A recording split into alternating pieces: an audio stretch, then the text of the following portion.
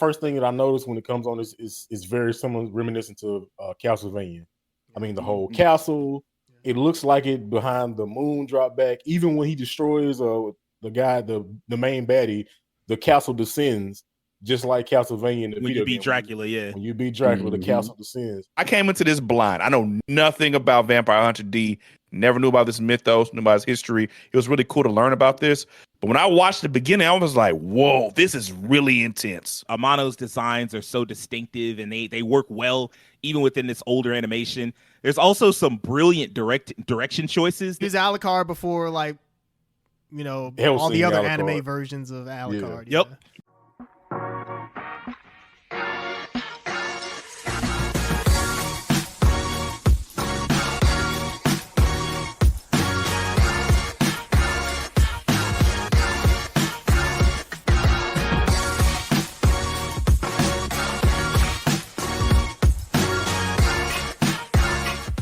Hey, yo, what's poppin', everybody? It's the No Level Cap Podcast. We back once again with the crew to talk about all the anime, all the gaming, none of the bullshit. Let me introduce y'all to my co-hosts. We got the Collectors, the master of Twitch, Will Coleman. What's going on, Will?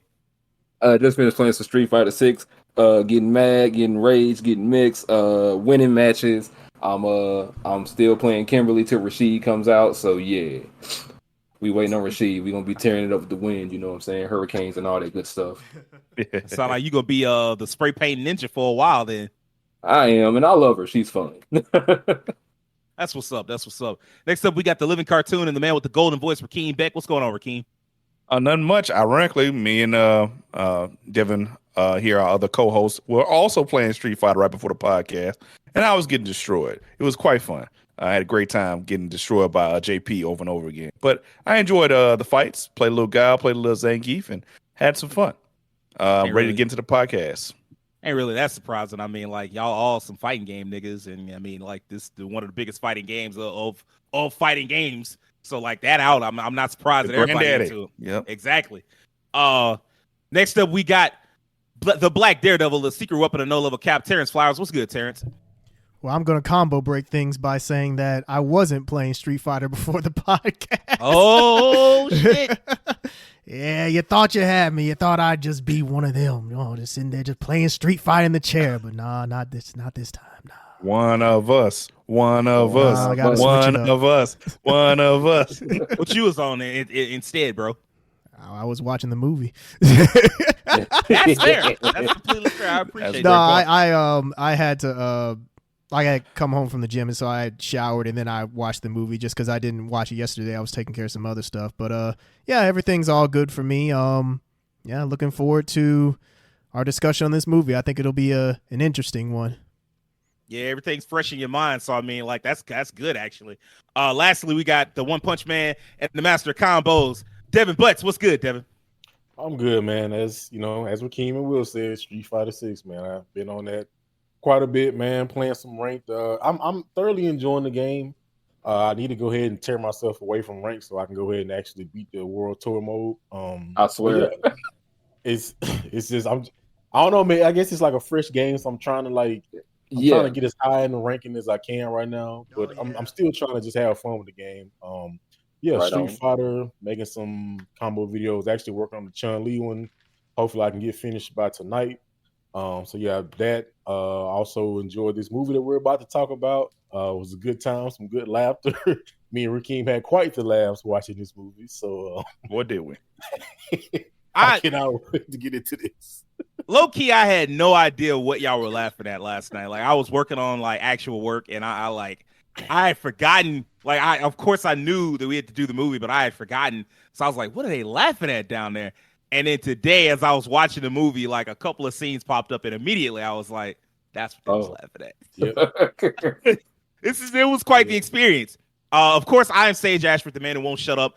If you didn't know, No Level Cap goes live every Monday morning. We're on YouTube for video fans, but if you prefer the audio version, we're live on Spotify as well. Okay, so this week we back to the anime reviews, and this week we decided to go with like a proper classic. I got a recommendation from a friend of mine, and I said, yeah, I like this. So we went with the classic 1985 Vampire Hunter D. I do want to set the stage just a little bit. Yeah, that's the one. That's exactly the one. I do want to set the stage a little bit. This was a film based on like a long running light novel series. So long running, it's still going today. Like they still got I think the last light novel came out either last year or the year before. So like it's still going. It's like 43 novels deep. There's no sign of stopping. The other thing I wanted to point out, apparently this is one of the earliest anime like productions that was aimed at like the male teen adult demographic. You know, it was skipping all the yeah, you can absolutely tell. Yeah. You know, it's one of those early, because it's a film, but it was really like an OVA, which means, you know, people went and bought it. And so like it, you know, they took advantage of the fact that, you know, people had to go buy it, and they used that to, you know, allow it to be more violent, have more, you know, sexual innuendo, that type stuff. So I mean, it looks different than anything you would have expected from that era. And part of that reason is that one of the people responsible for, you know, illustrating it and doing the character designs is Yoshitaka Amano. If you don't know him, you know, he worked on Final Fantasy. He worked on hella shit, really. He worked on Final Fantasy. He worked on Tekka Man, Gotcha Man, like all types of shit. He's, you know, goated in the industry, so it's not a surprise that it has such a unique look. But yeah, you know, this is the like, you go back to like the 70s and you go back to the 80s, and a lot of what you see in anime was like kids movies, or like it was going to be like a mecha super robot, or it might be like one of the things that I noticed when I used to go back and look at a lot of like anime charts is that a lot of them would be like some type of adaptation of like a novel, like a famous novel, like Three Musketeers or like Les Miserables for whatever reason. Or like what's the dude? Is like the country dude out there painting the fence and, you know, tricking people and shit like that. Tom Sawyer? Yeah, Tom Sawyer. Oh yeah. Wow. Tom Sawyer.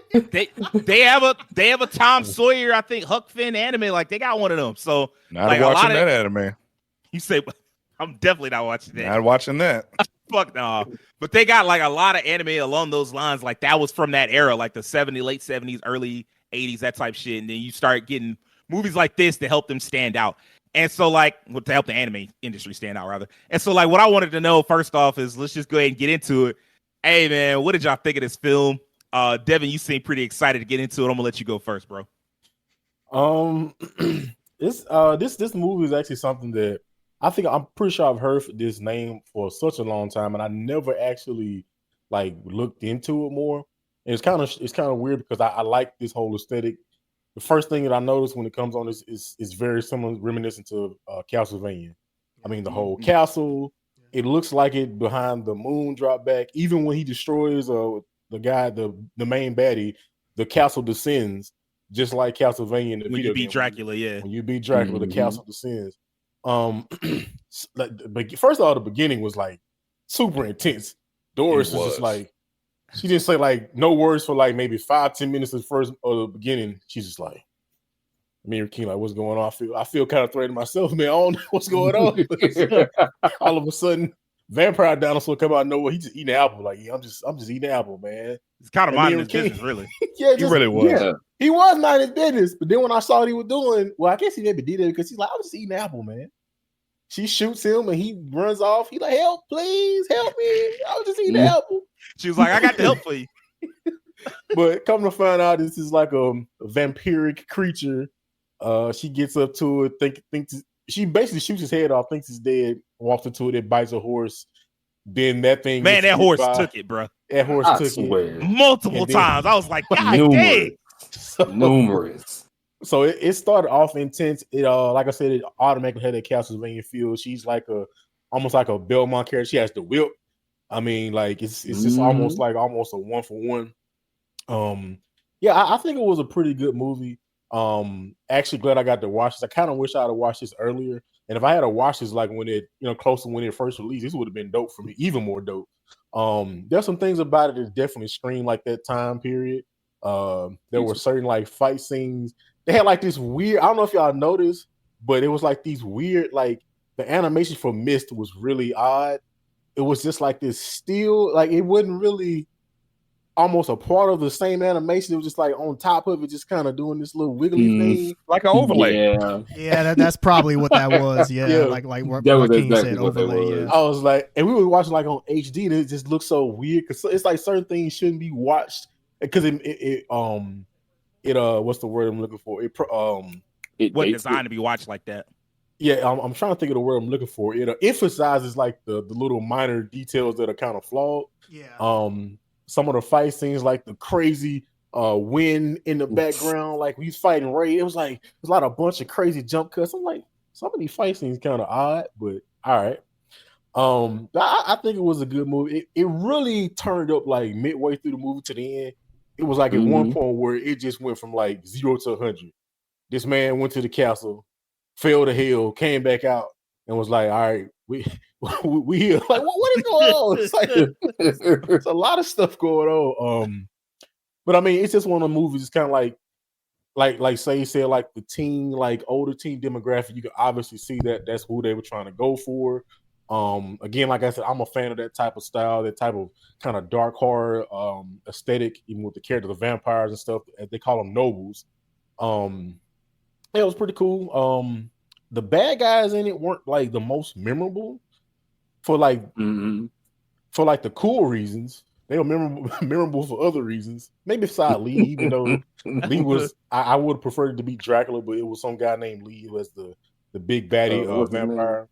I mean, I understand why you would want it to be, Dracula, but Dracula actually does have like a wider meaning in that universe. Yeah, it's Magnus Lee, yeah, but he has a wider meaning in that universe. He's kind of, it's a weird universe, like because there's a lot more lore to it than what we saw in the film. But like in like the actual universe, he's like almost a god, or like I say a god, and you might think too lowly. He's almost like God. Yeah, like he has like almost omnipotent powers. Like I was looking it up on Wikipedia, and like the list of powers he had, it looked like what a fanfic like person would give Goku that was like a super fan of Goku, just like endless power after power after power after power. I was like, why does he have all this? Kind of how they portrayed him in the Castlevania series on Netflix a little bit. Like even though he was like, I guess when he had his female, the lady that he was in love with, he kind of toned down a bit, but he was kind of like that in that show. But yeah, it was a pretty good watch. I would have to say it's kind of like Redline in a sense. This is just something like, don't take it too seriously. There's a lot of stuff's gonna be happening, and you're gonna be like, what's going on? Why is Doris in love with Deed? She don't know. All she literally did was like, hey man, how you just go find this vampire? How long has it been since you been bit? And she's like, I don't even know if she ever answered him.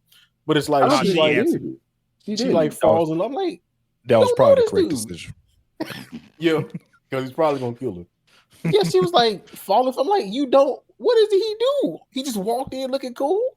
You know what? That's all it takes, man. You know what? This is causing a flashback to like the Macross movie.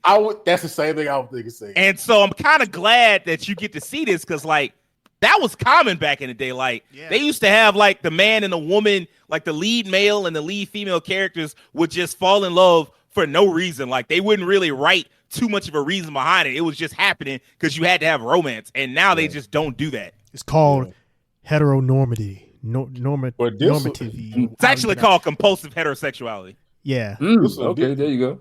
I call it nonsense because I'm like, you just fell in love with this man because you needed somebody to find a vampire. Like he did nothing for you. He really hadn't even finished the job yet. And you're like, he ain't even started the job. Now look, y'all know the answer is the man's name was literally D. I knew that was coming. I wanted to make that joke, but I was like, I know somebody else is going to do it, so I'll leave it. She know what she wanted. The D. So I'm not going to talk too much longer on the movie, but it was a really fun. Me and Rakeem laughed a lot. It was an enjoyable movie. We laughed a lot at the stuff that was going on. D, I also kind of compared him to like a dark-haired Sephiroth, but that's basically kind of what he looked like. He's just cool. I also like how at the beginning he barely said anything. He just had it like an anime thing, when somebody has a hat or like they're like a very serious character. They just got the eyes is like dark from here. He's just like half the movie just saying nothing. I think the first thing he said was like how long has it been since you've been big? I'm like, man, ain't you talk? I thought he was like this. No, I'm silent. She like attacked him first, tried to like electrocute him, and he was like, man, get that off. You ain't no vampire hunter. He ain't say nothing to her. He didn't attack. He just let her electrocute him and was like, all right, this shit don't work on me. I'm a rock type. Get off me. I like how because at first I was making a comparison to Alucard, not the one from Hellsing, but in Rakim, that's the one Rakim was talking about. I was talking about just like actual Alucard, like Dracula's son. Then I was like, well, he was kind of a version of that, because I don't think they say he's Dracula's son was like a descendant. He is of Dracula's son. He pretty much is. Yeah. Okay, so he is Alucard basically. Okay, yeah, so, he was Alucard before, like, you know, Hellsing, all the other Alucard. anime versions of Alucard. Yep. Yeah, and I mean you can see the inspiration heavily, like the outfit. I mean, it's the hat, the jacket, you know. Cool. So, but yeah, it was enjoyable. I'll say that it was definitely a good watch for me. All right. Sorry about that, y'all. We have a little bit of a technical difficulties. If you're wondering why things look a little differently, one of our co-hosts, Will, he have a little weather problems. Looked like Thor was out there throwing hands with Loki, and so it would just be the four of us going forward for this review. Moving forward, Terrence, what did you think about the movie? So this is one of those films where it's interesting to watch it now through like a modern lens in comparison to if you watched it like in the 80s, the 90s, or even the early 2000s. And this is technically not my first time seeing this film. I saw it on Encore back in the 2000s. And I mean, shout out to Encore. I mean, while all of us, you know, we grew up on Toonami, you know, obviously Toonami was mostly known for like shonen anime. Of course, it had mecha, it had some shoujo and some other stuff as well, but it mostly was known for shonen. And like those other like those off direct TV channels like Encore, sometimes even Stars, and I think there was like, I don't know if Showtime showed anime, but pretty much just all those premium channels back then, they would sometimes have blocks where they would show more mature anime, and that's where I saw this. I got to see Vandred, stuff like Samurai Deeper Kyo, Hellsing, Street Fighter 2 V. So a lot of that, a lot of the stuff that I found outside Toonami, which was it allowed me to kind of like broaden my horizons outside of just your typical shonen. So I'm always grateful for that. But for this movie, it's definitely one of those movies that has 80s problems in terms of just watching it now, like what Devin said a lot of what I was going to say in terms of Doris falling in love with D for no real reason. I mean, other like Sage pretty much said why. Lead male, lead female, gotta get together. Yeah, that's just how that sort of thing worked. And I don't think it distracts too much from a movie because they don't really hang on it too much, but it is one of those things where it's like it definitely wasn't needed. I do like the characters in the film. I will say that this is sorry. Phone going off. This is one of those films where I actually don't really hate the kid character, like the little brother. There was points where he actually was useful. I mean, he had the gun. He was he was going after folks, which is also interesting. Is that it looks old timey at some parts, but they do have sci-fi kind of tech, like they had like force fields and they had laser guns and everything. What's up? So it's set in like 12,000 AD. Yeah. And what happened is like apparently vampires built a society, allowed that society to get to like its zenith. And then once they realized, like they apparently built the way to see into like, will have like perfect vision towards the future, realized that they weren't going to get any better off. And so like society collapsed back into, you know, old timey, all the shit you referencing. Yeah. But yeah, it's just interesting watching something like this that's from that time period, because in the 80s, you got a lot more of those anime that were like the dark fantasy into the 90s. This and like Fist of the North Star. Fist of the North Star, I think maybe premiered like a year before this. Maybe, like, don't quote me on that. And of course you have stuff like Ninja Scroll and other movies that kind of like fit that dark fantasy aesthetic, which we don't really see as much of now. Like we still have like fantasy is going hella strong now, but it's definitely not like this. We're not getting like any kind of like Berserk or anything like that in the same kind of soul. way. Yeah. It kind of like a lot of the fantasy you see now. And I mean, like, I don't even love dark fantasy like that, but like the old school fantasy, like, cause this is literally just like genre gumbo. Yeah. It is. Like they just took as many different types of genres. They were like, hey, let's take some Lovecraft shit, some horror, some dark fantasy, some Western shit, throw it all into a bucket, mix it up, and then, make a 80-minute movie out of it. Yeah. And for what it is, I think it is an enjoyable movie. Like I said, it's definitely one of those where watching it through like a modern lens, there's some nitpicks here and there that can be made. I will say that the movie just kind of like start things off, and there's just certain things that it feels like aren't really explained, but I get that because this manga, as you said, light novels is so expansive. Even at that time, there was a lot that they could have used. There's just stuff that they didn't put into this movie. They kind of just made it kind of as neat as they could without going into too much detail on like the lore and all the background of the world. Now, I will say that the world that they present is a very interesting one, just because at that time, we didn't get like a ton of vampire stuff. So it's very interesting to have this universe where vampires are pretty much the cream of the crop, and, the humans are trying to fight back against them. This predates Hellsing. This predates all everything. like a lot of the vampire stuff that we know now. This predates all of that. So even Castlevania, which Devin brought up, there's definitely influence that you could see in Castlevania from this. Not like maybe necessarily the NES Castlevania, because I think maybe Castlevania came out like maybe just a year after this movie came out. So I don't know if there's like any direct pulls from that, but you could definitely tell in like Symphony of the Night. You can look at Alucard and you can look at D. You can see the similarities.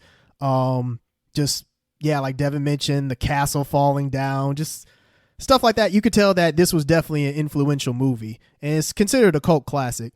The animation in it, it's really good for its time. It's really well done. It has one heck of an art style. It's the same thing that I said about Redline, that you don't really get movies like this anymore in terms of just that gritty, very distinct gothic kind of anime look to it. A lot of anime movies now, even if they are maybe a little darker, they don't have that same level of grit. And I'm not saying that, we need to go back to that era or anything like that, but it's definitely something that's of its time period. So I think overall, I like the characters. The story was good for what it was. It was a fun hour, 20-minute movie. I don't really have too many complaints about it. I guess if I were to give it a rating, I'd give it a very solid 7. I guess the only reason I wouldn't give it any higher is just because, like I said, looking at it through a modern lens, there's certain things that I can be a bit more nitpicky about, but I guess maybe if I had watched it at the time that it came out, it would have just blown my mind. But watching it now, I give it a very solid 7. I thought that it was a very enjoyable movie, and it was cool to watch it again through like adult eyes instead of teenage eyes when I originally watched it. Because when I originally watched it, I was like, yo, anime can be like this? They're showing breasts, they're showing nudity? Like, yo, what's going on here? I will say that random that moment where the doctor took off her he grabbed her because the what's her name, Larmica, whatever her name was, something like she that. She was like, get her or whatever, and he was like, bet, and grabbed like her whip and was like, give me the whip. And then while he was grabbing the whip, for whatever reason, he got the titty out to him. Like, why? Why? And then she just puts it right back up after. So it's like, I know what you all were doing. You felt like you showed that just because you could, which I will say her outfit is definitely something that's meant to tantalize teenage boys. I'll put it that way, because there's no function in that outfit whatsoever. Like vampires supposedly and werewolves with that on. Yeah, exactly. Yeah, she was supposed to be a werewolf hunter, apparently. Like you said, this is definitely one of those movies where it's a sign of its time, and that's not necessarily a bad thing, but it's just certain decisions that were made back then you wouldn't make now, or at least hopefully if you want your movie to succeed. But yeah, I think it was a good watch. It was nice to watch it again. So yeah, I'm glad that we picked it.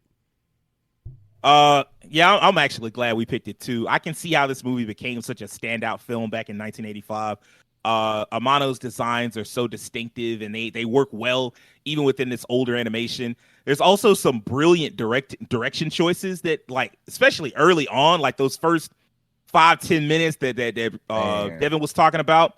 Like some of the like when was it Magnus Lee when he first shows up and all you can see is just his silhouette and like in the dark, and I was like legitimately like this movie didn't feel like much of a horror for me. Like it felt more like a gory action film. Yeah. But those first 5 minutes with like with how that horse got fucked up. And then like when Doris got caught up by Magnus, and it's just like you can see him just looming over her as this gigantic fucking monstrous figure. That shit was legitimately terrifying. And I was like, all right, fuck, y'all on to something on this. Even like that shit looks great, obviously, today. Even like, you know, I hadn't seen this film in decades. I kind of forgot about it. In the same vein as Terrence, you know, this movie kind of reminds me of when anime was like this weird, unknowable thing. Like, Terrence brought up Encore. For me, it's Sci-Fi Channel back when they used to air. It was Anime Saturdays or whatever it was. Mm-hmm. And it would just be stuff like this, Project A-ko, Dominion Tank Police, Area Zerum the animation, like all the really weird late 80s, early 90s like OVAs that were just like hella violent, hella gory, hella over the top, letting you know immediately like this is not cartoons for kids. This is cartoons for teenagers. This ain't no kid shit. And it's got, you know, a lot of those 80s vibes. Like it is very much a product of its time, not just in terms of the animation, but in terms of like some of the ideas that they're pulling from. Like you've got the near invincible protagonist. It's like Kenshiro from Fist of the North Star. Like he don't talk a lot. He just travel around punching vampires in the mouth. He don't care about nothing else. He don't make no friends. I apologize, y'all. It was a little bit of a there, huh? Yeah, this camera a little shaking. I apologize, y'all. But yeah, like yeah. But yeah, you just walk around like I ain't got no friends. I'm just punching people in the mouth, and you can kind of get that sense of, you know, even though like the real reason that even though the romance is set up kind of shitty, but like the real reason he didn't get with Doris at the end was because he was like, look, I'm a vampire. Like this shit ain't gonna work out. Like and like the light novels go into that a little deeper. Like he's immortal. In fact, actually, the second movie goes into that deeper. There's a part in the second movie, because I was like doing research on this after I watched it. There's a part in the second movie where basically he promises, he and this other girl promise like to be at each other's funeral, like whoever lives the longest. And like he just shows up to her funeral 60 years later. She's, you know, had kids, grandkids, all that stuff. He's still the same age. He hasn't moved. He hasn't changed. He's just unchanging. So that kind of stuff, like, is very reminiscent of like, you know, like, oh, I'm a lonely warrior, like that type shit. That was what was cool back in the 80s and in the early 90s. The nuclear concerns, that was a big concern for Japan. Kind of America, but like really just Japan. They still had to deal with like the shockwaves of post-World War II, and that kind of carried all the way into the 80s. And so that's why you see both Fist of the North Star and this, they all have that like post-apocalyptic, after a nuclear like devastation, like that type shit.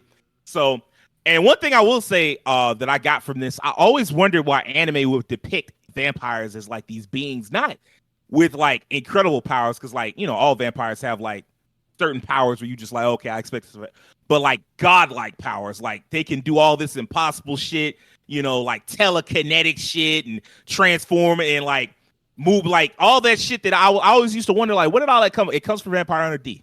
That's where it comes from. I looked up his powers and all the shit he could do, and I'm like, wow, this is.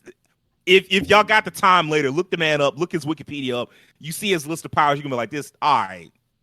What 13-year-old gave this kid all his fucking power? Gave this man all his fucking powers? He ain't got no business having all that shit. But I really enjoyed this film, even though like it's normally not my type of bag.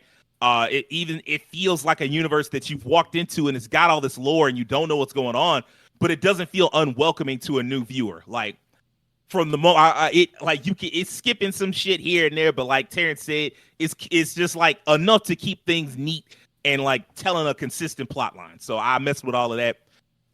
Doris, we hadn't talked too much about the characters. Doris, I liked her. She was okay. At first I thought she was gonna be like kind of a scrub, because of the way she got caught up by the vampire, but then only to find out what all the vampire could do, and then to find out that really, compared to everybody else, you know, no wonder she thought. Because like, y'all remember when the mayor's son came up to him, was like, yeah, I tell you what, you get rid of that guy, and give me the withdrawals, and I'll take care of everything. I'll hire some vampire. It's gonna be all right. And she was like, man, get your bitch ass off me. And then like he tried to stop her, and she just like pulled out the whip and just yanked the man down. I was like, oh, no wonder you thought she was the truth. To these losers, you definitely the truth, because there wasn't nothing they could do to her. Yeah. And speaking of that, it was the mayor's son. I think his name was Greco. How did he not die? Like, y'all know what I'm talking about. When he got shot. Yep. Oh, you're talking about when he went over the cliff. Yeah.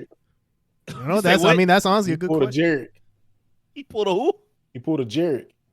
Oh, from Mortal Kombat. You're right. Yes, sir. He definitely pulled a Jarek, man. He got shot. Her brother shot him. Like pulled out the rifle and shot him. Yeah. And I'm like, oh shit, he died. Like I laughed my ass off. I was like, wow, he died like shit. It looked embarrassing as fuck. And then he showed back up like for no reason really, because he showed back up like 15 minutes later, only to get killed by that dude Ray. I'm like, all right, bro. First off, how did you live? Second off, why did you bother to come back? Yeah. In fact, they didn't even show his death. He was like, hey man, you know, we can work this out. And bro was like, ain't nothing to work out. You got to die right now. And that was the last. Like, hey, you're going to die in the most gruesome way possible. So they were like, all right, we'll spare you the details. I appreciate them not showing it then. Also, yeah, this film was definitely there's some. Also, what's up, Devin? Oh, so now that I'm thinking, you mentioned Sage as the art. I mean, I'm thinking about it. You mentioned the artist was Yoshitaka, right? Mm-hmm. Final. So it makes so much sense now because I'm looking at like the style of it, just thinking about it. And I mentioned this to Rakeem. Am I the only one that think Sephiroth got a little inspiration from this? Because the sword, want the sword already. Almost certainly. The hair, the sword, the outfit. It's almost like they took half of him was Sephiroth and the other half was Vincent. Because Vincent is literally like a vampire dude with a hat, with the hair, gun. Yeah. So, I mean, to be honest, like a lot of games from that time period, they're because I mean, let's be honest, Cloud is in some ways based off of Guts. A lot of characters back then with the big swords and everything, they're totally based off of Guts. So you know, hey, it's not too much of a stretch. I just been when you said it, I went and looked up some other images and they got one. I'm like, that's definitely his art. It looked just like the logo covers for Final Fantasy. Yep. He is, I mean, like he's got a very distinctive art style. So once you see it, you can't like every time you see it going forward, you're like, yeah, I know who that is. This film definitely, like Terrence said, there's some elements to it where it's just like you're doing this just because you can get away with it. Like the part where them Medusa chicks tried to wrap him up and spent like half a day absorbing his energy. And at first it was supposed to be like horrifying, but then like when you came back and see him again, it's like, yeah, they spent half a day. They didn't almost suck them dry. And then you saw them and they was all, you know, they face was all blushing and they was like, oh, he's overwhelming us. I'm like, okay. This went from like terrifying to like silly. Like it's like he would fuck the hell out of him or something like that. I'm like, okay, exactly what it felt like. I'm like, his Riz was too strong. I guess so. And then you know, the sad thing, two more things I'm gonna let Rakeem have it. One, the sad thing about that old man, because the old man being turned into a vampire, like it represented a low point for Doris because she was like, damn, I'm already about to turn into a vampire. And now like one of the people I've known the longest in my life, y'all done turned him, y'all done took him away from me. So this trash. But then the other thing about it was like he was just sitting there, like he turned into a whole monster. Like the second he turned into a vampire, it felt like he brought out all his worst aspects. Like he looked at it, was like, yeah, you know, I had always looked at you like a daughter, but now I feel like I should have been gotten them draws. It's like, hold on, bro. What? Like what? Chill out, bro. Like what are we doing here? And then the second he got killed, and it was like when he died, it's almost like he started to turn back into himself and got his mind back. And I was like, damn, that's really sad. And then the other thing I will say is like they really went hard on like the classic vampires. And this goes back to like old school Dracula. Vampires equaling nobles and like the class warfare aspect of vampires. Like they went hard on that shit. And I kind of dug it because it's like vampires have always represented like literally the upper class, how they like drain everything from like all the lower classes. They use them and throw them away, and then they always have power and shit like that. I dug that. I thought that was really cool. The fact that they didn't shy away from that aspect of it, and it still worked perfectly with inside that universe. And Vampire Hunter D, he was kind of cool about it too, because he was like, yeah, you know, y'all all transient. You're not like you're here for a little while, but you're not meant to be here forever. And it was almost like he was saying, I'm gonna be the one to get rid of all of y'all. So I dug the fuck out of that. If I had to give it a rating, I would give it a solid 8. I'm gonna go a little higher than Terrence just because I do understand, like, just because of what we're talking about, like so many of these things. It's one of those, like, it doesn't look groundbreaking now because we've seen so many other things, but it's like standing on the shoulders of giants, right? Like Vampire Hunter D, the film, is the giant. Like, so many things got their references from this. You can see it very clearly. Like, you start looking, you go back into, you're like, oh, this obviously came from this, because you can see like the difference in time. Like, okay, so I gotta give it its respect. Very solid movie. I'm really glad we chose this one. Rakeem, what did you think? Man, my thoughts are all over the place about this movie. Like we talked about earlier, me and Devin watched this movie together, and it was quite the experience. The beginning of this movie has such a cool horror tone. So I came into this blind. I know nothing about Vampire Hunter D. Never knew about this mythos, knew about his history. It was really cool to learn about this. But when I watched the beginning, I was like, whoa, this is really intense. And I thought the whole movie was going to be like that. I was like, man, this is going to be a ride. This is going to be a horror classic. This is amazing. And then D showed up and was like, oh, this is anime. I forgot. Bring myself into anime. The best way I can describe this movie, you guys have brought it up pretty much, kind of how I felt. A combination of Hokuto no Ken and, to me, kind of gun gravy. The traditional overpowered kind of strong protagonist, but in this darker setting, more brooding setting. A man of few words but heavy action. Almost, you could also throw Blade in there, because I mean, Blade is very similar to this character in that regard, even down to being a Dampier, very similar to that. What I do like about this movie, first off, is kind of what I've talked to Devin about this. We've talked about this, and I know he'll agree with this. Remember the first time you open the door in the game Bloodborne and you get to see the city? That's how I felt going into this movie. Like, whoa, this world is different. This is intense. Like the backgrounds. We talked about how it has similarities to how Castlevania is portrayed. You're really brought into it. Down from that opening that was really intense, I was already locked into the movie. So that's already a good sign for me. When I can watch the opening moments of a movie and be locked into the world, that's really good. I think that aspect of Vampire Hunter D still stands the test of time. The monster designs, the gore, the depravity of what was going on. This combination of, like, we talk about this. This is something that's true of video games, anime, literature. Going against odds that seem insurmountable to the average person can be really endearing. Now, in this case, for D, it's not insurmountable. He's ridiculous. But you know what? Every once in a while, it's okay to be a little ridiculous. One thing I did like about this story from the beginning, and Doris is also a main focal point of this story too, as she's the person who reaches out to D. She's been infected with this vampirism, and they never really said if she was going to be good or not after that. I guess because the vampire died, she was fine. Well, I mean, if you remember, like, when as soon as they killed the Count, everything in that area went right back to like regular, like, today life. That's true. That's a good point. It was kind of cool to see her in the beginning, especially when she was doing her hunting, like, of the beast in the beginning of the movie. You could tell she was a pretty skilled hunter. She'd been doing this for a while. That's one aspect of that movie I kind of not hated, but like, a character that cool should have been more involved. Like, she still could stand her own against regular people. Yeah. When it came to anything with the vampires, it felt like she couldn't do nothing. I think they could have used her better in that regard. And man, I gotta also bring out, this movie is so horny. I know we've talked about this before. That's just the 80s in general. I've watched a lot of dark 80s stuff, sci-fi and whatever. Nudity, sex, horror, gore. Titties out for no reason. Titties out for no reason. That was one point when, dude flipped the titty down just to get the whip, and I like, all right, bro.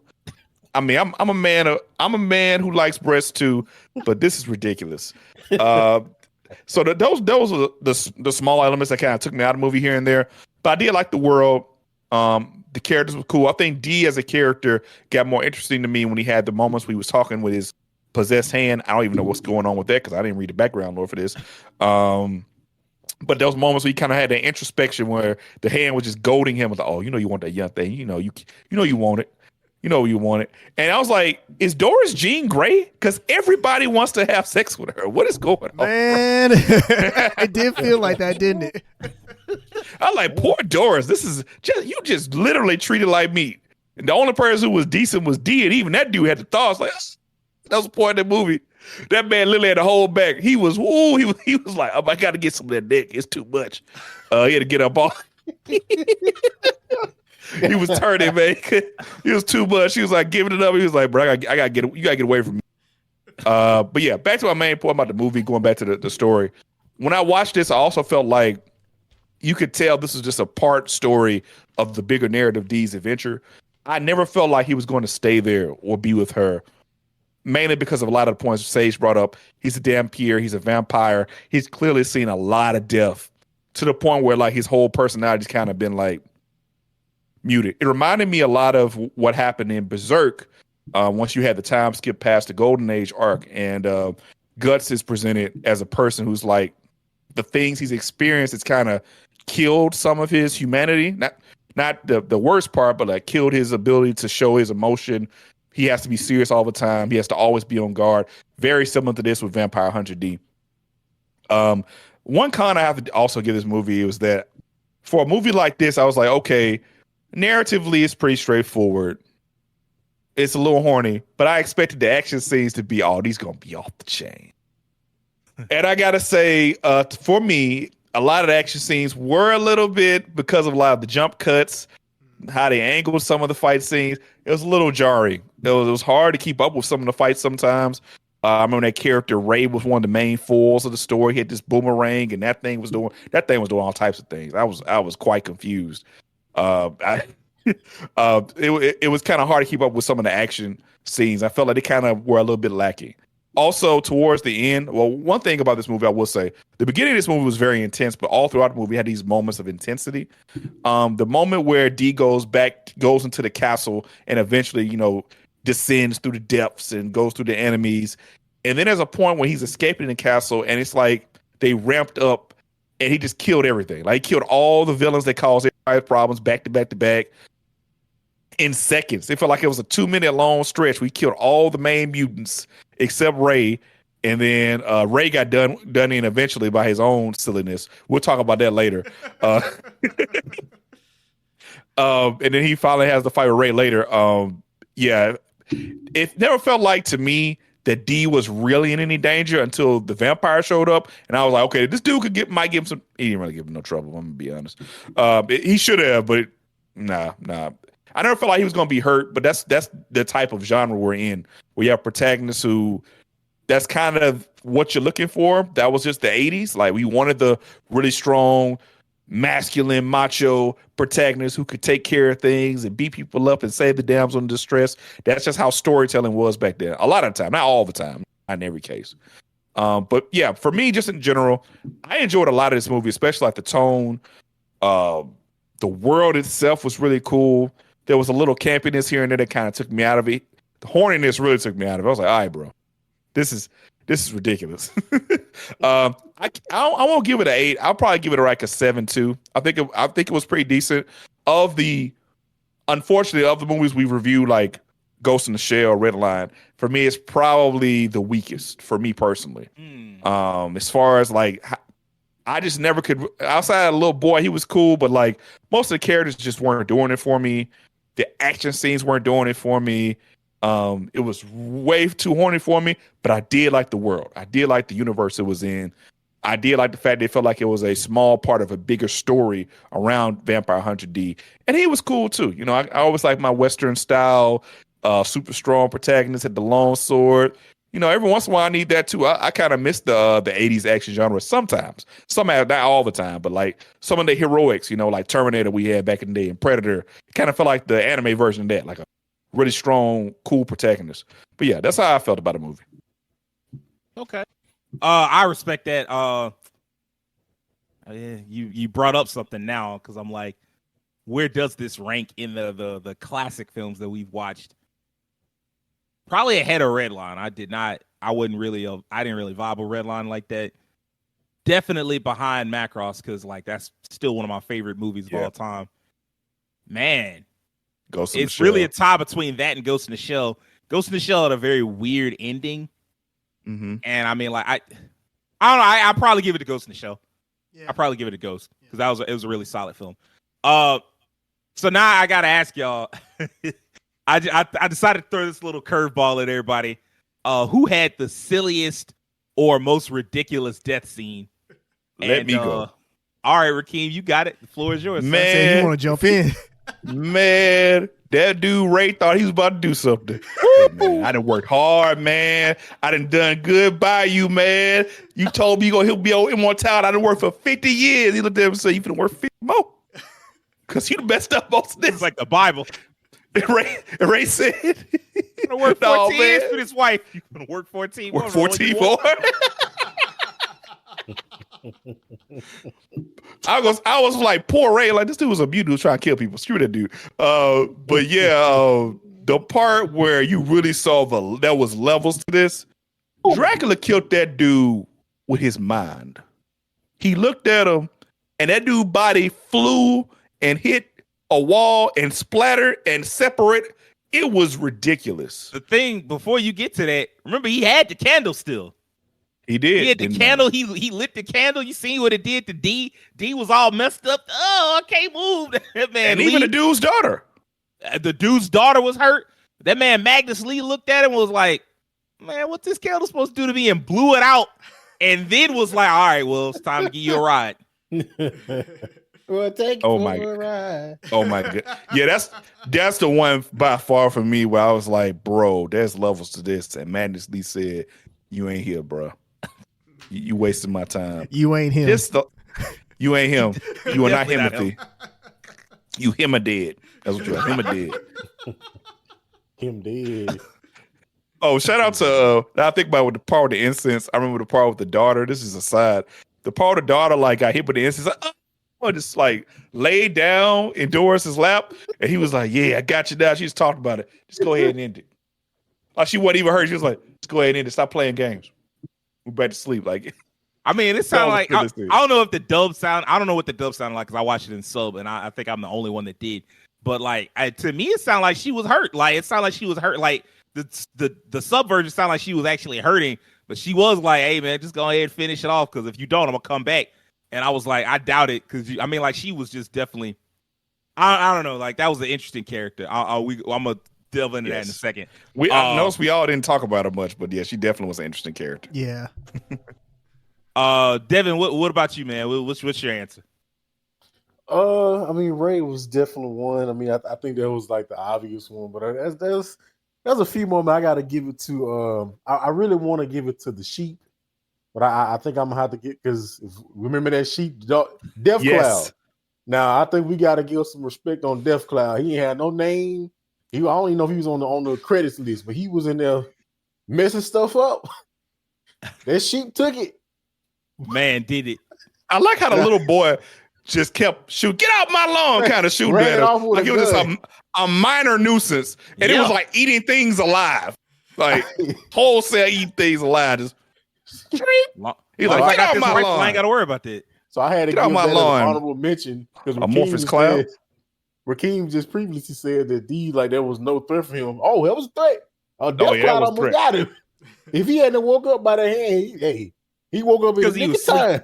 That's because he was asleep. Hey man, Death Cloud was like, I don't care, man. I'm coming for you. I'm coming for you. He woke up. You see what happened when he woke up though? Somehow he cut the cloud. Hey man, I mean he's Sephiroth, so he do that. I gotta give it to Dr. Sam, man. Because this is how I'm basing mine, right? So when they sent the other scrub villains off to Doris and Sam, right? Yep. They showed up at the house. The big dude come punching in the house, right?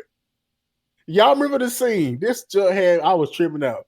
Where the big dude opened his mouth and somebody came out of his mouth. Yes. So somebody came out of his mouth, then he opened his mouth. And I said, what is this Jack in the Box? What kind of nonsense is this? Like, what? I was like, what is happening? And so after that part, they didn't show. I thought he died.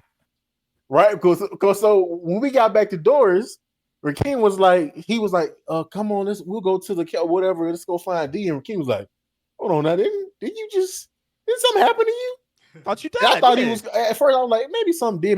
Maybe he got a can of rain, like, yeah, he spotted, he just sprayed him or something. I knew what was up to no good.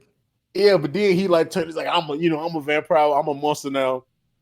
What was Lee's daughter name? Lonica or some shit like that. We'll call her L. Larmica. Larmica Lee. So he was on the cart with Doris, right? And he was talking all this trash, like I said, like we mentioned the whole unnecessary Janet Jackson taking off of the exposing of the breast. After that, she was like, "I'm tired of you. You doing too much." She come up and stab him. He like, he fall off the cliff. And that's when Sage mentioned that he started kind of turning back to his former self. Now he died. He fell off the cliff. He died. It was died. So I gotta give it to him, man. Just that whole arc of him running up on a dude, this big dude. He's like, "What's up?" And he opened his mouth. That's what did it for me. The whole fact that he opened his mouth and somebody popped out of his mouth, and then the dude that popped out of his mouth opened his mouth and spider shot out. Like, what the? Dude, Sam was probably like, "What is happening?" I would have been okay if he was just a big dude, but he's like, "You just throw all this at me? All right, I'm dead. I'll just turn into a monster. I'm dead." So that whole combination of him doing that and then getting stabbed, I got to give it to Sam, man. Man, he didn't get a chance to do nothing as a villain. I mean, he even had to get he tried to get a little peek at the breast before he went out, man. So I got to give it to Sam, man. He immediately died after that like a scrub. Yeah, I mean, he was like Sage said, it's almost like his inner desire came out. He was like, "I look at you as a daughter, but now I wish that I could have got him." I'm like, "Whoa, hold on now." And then that's when Elle was like, "All right, you doing too much talking." He stabbed him. I'm like, "All right." And he just off the cliff. I wish he had a. Almost went Team Rocket blasting off again. Woo! I was going to say, I wish it was some show, Family Guy. Y'all remember when the horse ran off the side of the road for the episode? Blew up? I kind of wish they had I know it would have been too much, but if he fell off down the cliff and exploded or something, that would have been just a nice little touch. But I got to give it to Sam, man, because he went through some stuff right there, man. None of it deserved, apparently. I'd have been horrified. I definitely would have been horrified. Terrence, what's your answer, man? Honorable mention, though. So I was gonna say Ray, but I'll try to keep it different because Ray was just he really did show up like, "Yeah, I got you. This is checkmate." And it's like, because wasn't Lee the one who pretty much gave him this can to begin with, if I'm remembering correctly? Yeah, but it was supposed to work on all vampires. Yeah, so he thought. Yeah, but it's just one of those things where it's like, why would I give you my weakness I thought that too. I thought about that too. Yeah, so it's like, I got you now. It's like, oh. Lee hit Ray with that Tekashi 6ix9ine. Stupid. I thought I'd even give you the chance. Yeah, but I feel like I know who Sage is gonna get on, so I'll let him have that. But the one that I'm gonna bring up, just to have a different answer, and it was funny when I saw it, so I do think it was ridiculous, was the green creature that had the spiders, the ones that infected the doctor. So when he went up against D and he did the same thing that actually, funny enough, showed the same animation, which was funny. But yeah, he sprayed out the spiders. He's like, "Yeah, I got you now." And D, he like cut them all up. And no, he didn't cut them all up. No, what he did that was funny. He hit him with the wind tunnel. Yeah. He hit him with the wind. I'm like, "Hey, yo, Moroku, is that you?" He hit him with the wind tunnel. Man, everything copy vampire out of D, goddamn. Yeah, I guess so. It absorbed all the spiders, and dude was like, "Shit, I ain't got nothing else, so I'm just gonna run." And then as soon as he took off, D was like, "Yeah, you're done." And it was silly too, Terrence. Cause I swear that man was out of the distance of the sword, but the sword was so ridiculously long and caught him. Yeah. Extendo. Yeah. Power pole extend. No, but that was probably the funniest one for me, just because I just got a good laugh out of the fact that he used his hand just like a wind tunnel and just absorbed all the man's powers essentially. And it's like, none of that. You ain't got nothing now, so it's like, yeah, go ahead and run off. So yeah, that was a funny one to me.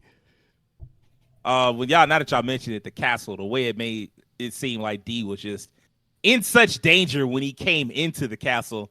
But Then on the way out, he was like, nah, these just extra XP. I was saving it. And he just killed his way through everybody. I'm like, huh? Like, you avoid it. Like, your hand had to tell you, like, watch out, it's a trap and this and that. Like, and then on your way out, you like, I don't give a fuck about these traps. I'm mad now. Like, all right, bro. Like, I guess you built different. I don't know what's going on.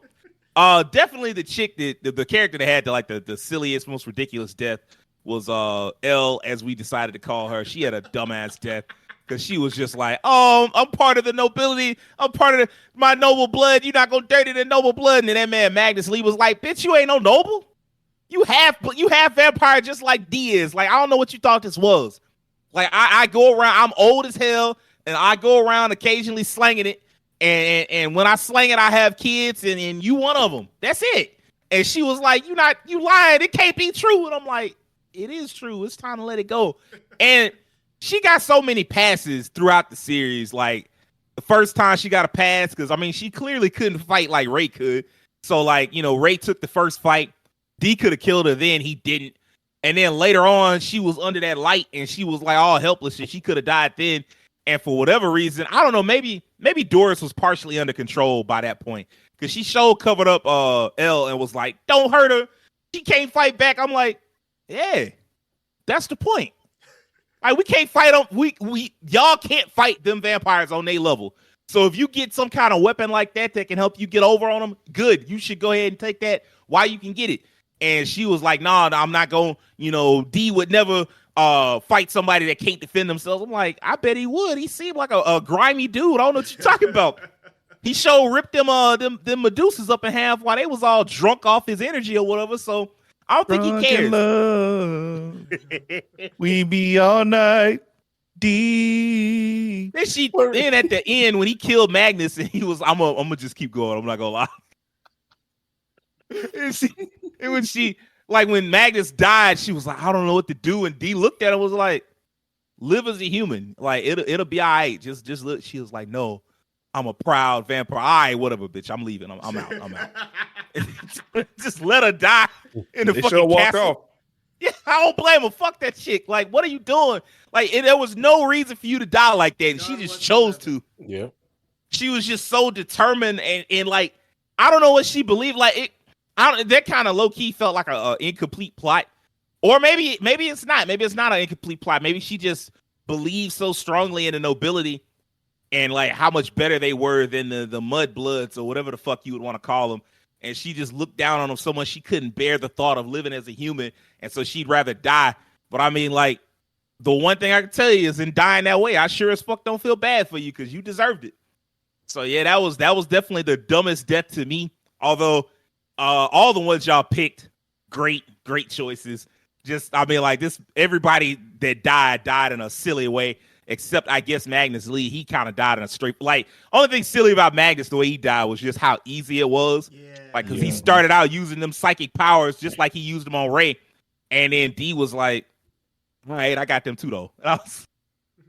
It's like when JoJo was fighting Dio.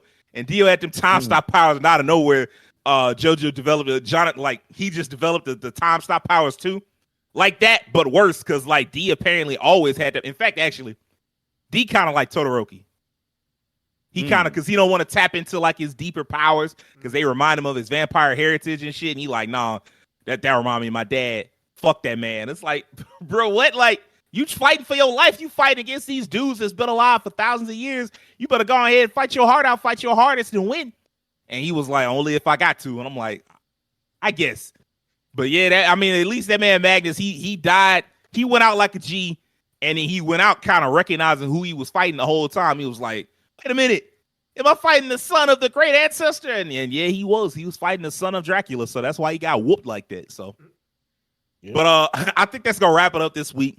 If you like this episode, I need a few things from you. I need you to do us a favor and hit that subscription button on YouTube.